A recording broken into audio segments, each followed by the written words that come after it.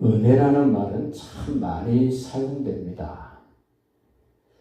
조그마한 일, 작은 일, 시시한 일에는 은혜라는 말을 쓰지 않습니다. 그래도 좀 가치가 있고 의미가 있고 어떤 중요한 것이 있을 때 우리는 은혜라고 말합니다. 세상적으로 은혜를 말할 때 부모님의 은혜, 스승의 은혜, 크고 놀랍기 때문에 은혜라는 말을 씁니다. 성경에서도 은혜라는 말을 언제 썼냐면 노아 홍수 심판이 있기 전에 노아에게 하나님의 은혜가 입혀졌다. 노아는 하나님께 은혜를 입었더라. 그 은혜가 생명과 연결됩니다. 새로운 역사와 연결이 됩니다. 여호와께 은혜를 입었던 노아는 모든 생명이 있는 것들이 다 죽어갈 때 살아남게 되고 새 역사의 주인공이 되었던 것을 봅니다. 출애굽기에서는 요셉이 죽고 난 다음에 다른 요셉을 알지 못하던 왕이 이집트를 통치할 때 유대인들의 자녀들이 유대인들의 숫자가 너무 번성함을 보고 무서워하고 겁이 났을 때 그 산파들에게 히브리 여자가 아이를 낳거든 남자아이는 다 죽이고 여자아이는 살리라 그럴 때 그 산파들에게 하나님이 은혜를 주셨다 이럽니다. 창세기에서도 은혜는 생명과 연결이 됐습니다.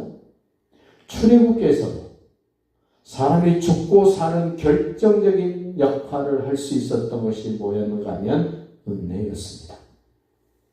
그래서 은혜는 생명을 살리고 죽고 하는 일에 결정적인 역할을 하는 것이 은혜다. 저와 여러분도 주님의 은혜가 아니면 영원한 생명을 얻을 수 없습니다.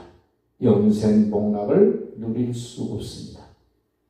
주님의 그 은혜가 아니면 저주와 심판과 멸망과 영원한 형벌 속에 있어야 되는데 주님의 은혜로 나를 살리고 나를 복된 하나님의 자녀 천국 백성 만드신 것을 보면 은혜는 역시 생명과 뗄래야 뗄 수 없고 죽고 사는 문제를 결정적인 역할을 하는 것이 은혜라는 사실을 우리는 기억해야 됩니다. 오늘 로마서 15장에서 이런 말을 합니다. 로마 교회에 있는 여러분들 스스로 선하고 그리고 지식이 넘쳐서 서로 권하는 자들이라는 것을 나도 인정합니다.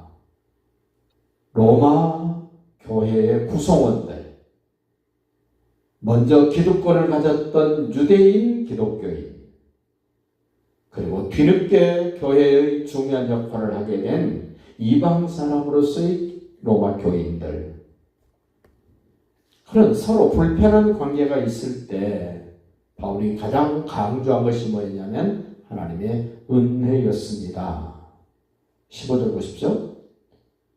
여러분들이 선하고 모든 지식이 찾고 서로 말 잘하면서 권하는 일을 잘하는 것 내가 인정합니다. 그러나 내가 너희로 그렇게 잘나고 대단하고 멋지다고 말하고 주장하는 너희들에게 다시 생각나게 하려고 하나님께서 내게 주신 은혜를 내가 말한다. 잘난 사람일수록 은혜를 기억해야 됩니다. 실력 있는 사람일수록 은혜를 기억해야 됩니다. 앞서가는 사람일수록 은혜를 기억해야 됩니다. 그 사람이 아무리 대단한 사람일지라도 은혜가 없어지면, 은혜를 잊어버리면, 은혜를 무시하면 그 사람 별 볼 일 없는 사람입니다. 자, 16절 보시죠. 은혜가 뭔가 보세요.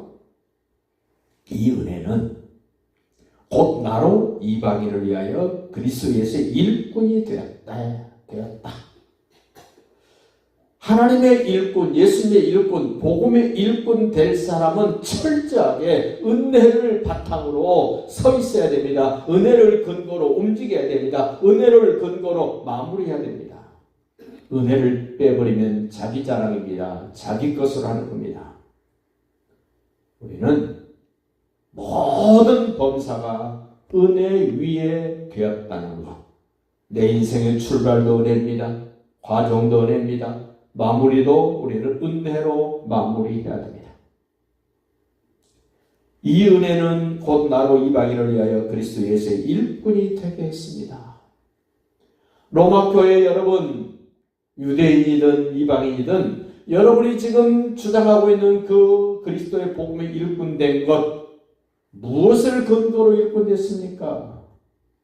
다툼이 있는 교회, 분란이 있는 사람들 따져봐야 됩니다. 내가 지금 이 자리에 선 것, 이 역할을 하고 있는 것 무엇 때문입니까? 바울은 말합니다. 은혜 때문이다. 그럽니다. 더 보십시오.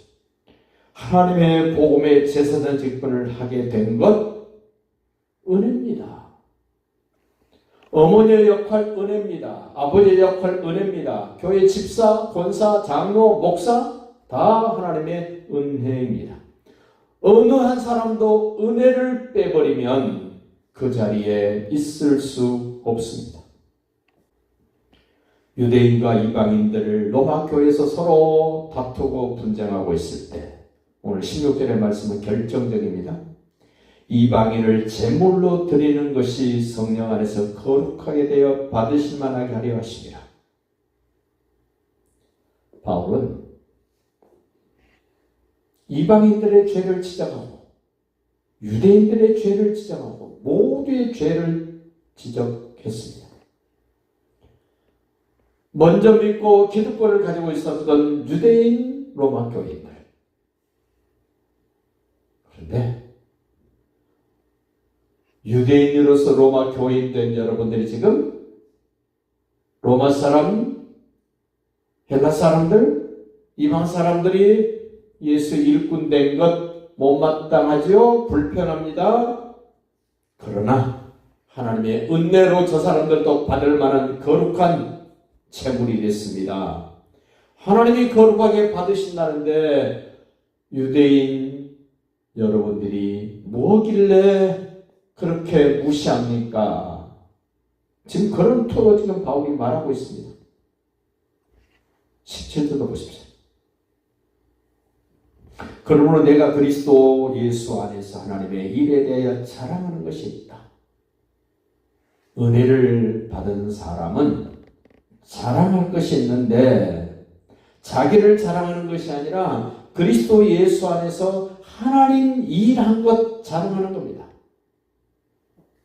은혜를 빼버리는 자랑은 교만입니다.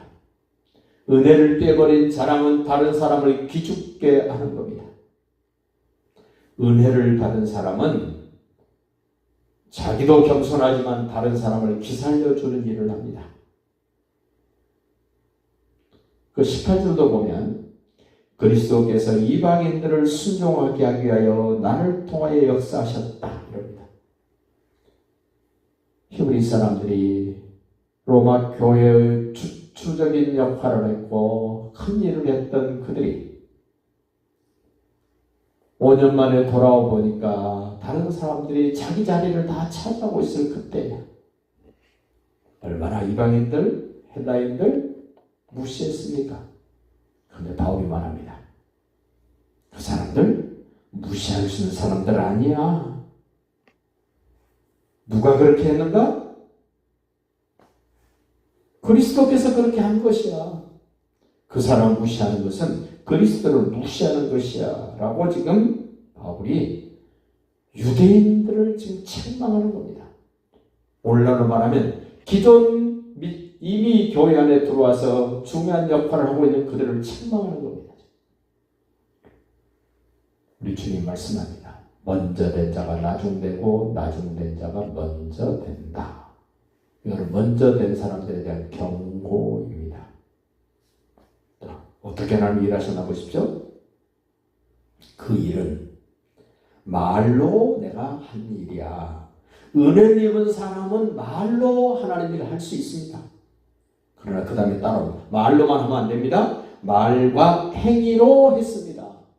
말도 했지만 그 말을 뒷받침할 수 있는 행위가 따라야 됩니다. 그러자 하나님이 어떻게 합니까? 19절. 표적과 기사의 능력으로 그 일을 하게 됐습니다. 가장 기본이 뭡니까? 말입니다. 우리는 내가 하고 싶은 말 하는 것이 아닙니다. 성령이 하게 하시는 말, 성경에 기록된 합당한 말, 우리는 그 말을 할 수 있어야 됩니다. 말과 행위뿐만 아니라 표적과 기사의 능력으로 성령의 능력으로 이루어졌습니다. 은혜를 가진 사람들은 말이 분명해야 됩니다. 복음을 말해야 됩니다. 예수는 그리스도로 말해야 됩니다. 하나님의 사랑을 말해야 됩니다. 영원한 하나님의 나라를 말해야 됩니다. 지옥, 형벌, 심판을 말해야 됩니다. 말로 했습니다. 그 말을 뒷받침할 수 있는 행위가 따라야 되는데 그럴 때 하나님이 표적을 주십니다. 기사를 능력으로, 성령의 능력으로 나타내십니다. 그래서 결국 은혜가 그리스도의 복음을 편만하게, 그리스도의 복음을 가는 곳곳마다 넘치도록 부어주셨고 채워졌다는 겁니다. 바울이 한 거 아닙니다. 그리스도께서 하셨습니다. 저를 통해서 하실 것입니다. 여러분을 통해서도 그리스도께서 편만하게 충만하게 채우실 것입니다. 그리고 이렇게 은혜로 일꾼된 사람이 조심해야 될 것을 20절 21절에서 우리에게 경고를 합니다. 어떤 경고가 보십시오. 또 내가 그리스도의 이름을 부르는 곳에는 이미 다른 사람이 은혜로 복음을 전하여 그리스도의 이름이 인정되어지는 곳에는 복음을 전하지 않기를 내가 힘썼다. 왜 그랬습니까? 이유를 설명합니다. 이는 남의 터 위에 건축하지 아니하려 함이라. 다른 사람이 터를 닦고 기초를 만들어 놨는데 그 위에다가 내가 양채같이 건축하지 않겠다는 겁니다. 이 말은 다른 사람이 전도해서 양육해서 키워놓은 사람 내가 빼오지 않겠다는 말과 똑같습니다. 그 교회에 쓸만한 사람 우리 교회로 데려와야지. 그러지 않습니다. 지금 우리가 사는 세상은 요란스럽습니다. 여러 가지로. 교회도 요란합니다. 세상도 요란합니다. 세상은 스카웃이라는 제도로 다른 회사의 인재를 빼옵니다. 우리 교회 안에서도 그 교회에 꽤 괜찮은 일꾼, 자기 교회로 빼오는 사람들이 있습니다. 오늘 바울은 말합니다. 은혜 입은 사람은 그럴 수 없다 그럽니다. 다른 사람이 터를 닦아놨는데 나는 그 위에다가 내가 건축하지 않으겠다. 이 복음의 윤리입니다. 목회 윤리입니다. 지금은 복음의 윤리, 목회 윤리가 완전히 다 바닥나고 다 깨져버렸습니다마는 성경은 분명히 말합니다. 은혜를 앞세우는 사람은 그럴 수 없다. 다만 21절을 보십시오. 주의 소식을 받지 못한 자들이 볼 것이요. 여지껏 예수가 그리스도라는 소식, 복음의 소식을 받지 못한 자들이 복음을 통해서 볼 것이고 복음을 듣지 못한 자들이 듣고 깨달도록 저는 그 일을 하도록 은혜를 입은 사람입니다. 왜 낯선 곳에 가서 복음을 전해야 됩니까? 왜 외국에 나가서 선교제 가서 복음을 전해야 됩니까? 즉 이런 말씀 때문에 그렇습니다. 근데 이 말을 오해하면 안 됩니다. 몽골 다닐 때입니다. 어떤 선교사님이 지방을 가다가 여기는 내가 복음 전한 곳이야라고 찜을 해놨습니다. 다른 선교사님이 가서 복음을 전하면 못하게 합니다. 오늘 로마서 15장 20절 21절을 근거. 근데 그 선교사님이 거기에 가서 복음을 전하지 않습니다. 기득권만 주장합니다. 그렇게 쓰라고 주신 말씀이 아닙니다. 말과 행위로, 표적과 기사와 성령의 능력으로 복음을 전해야 된다는 겁니다. 근데 전하지도 않고 내가 선점했다, 먼저 찜했다. 성경 말씀을 그렇게 써 먹으면 안 됩니다. 성경 말씀이 나를 끌고 가도록, 성경 말씀이 나를 쓰시도록 나를 내드려야 되는데, 오늘날은 목사가 성도들이 성경 말씀을 자기 마음대로 갖다 써먹는 이런 안타까움이 있습니다. 말씀을 정리합시다. 은혜가 있어야 생명을 살립니다. 은혜가 있어야 그리스도의 일꾼이 됩니다. 은혜가 있어야 복음을 전합니다. 은혜를 무시하면 하나님과 관계없는 일, 예수님과 관계없는 일만 하고 인생을 허비하고 심판과 형벌과 영원한 저주 속에 있게 됩니다. 은혜를 앞세우는 사람은 영생 복락을 하나님 아버지 집에서 영원토록 누리게 될 것을 확신합니다.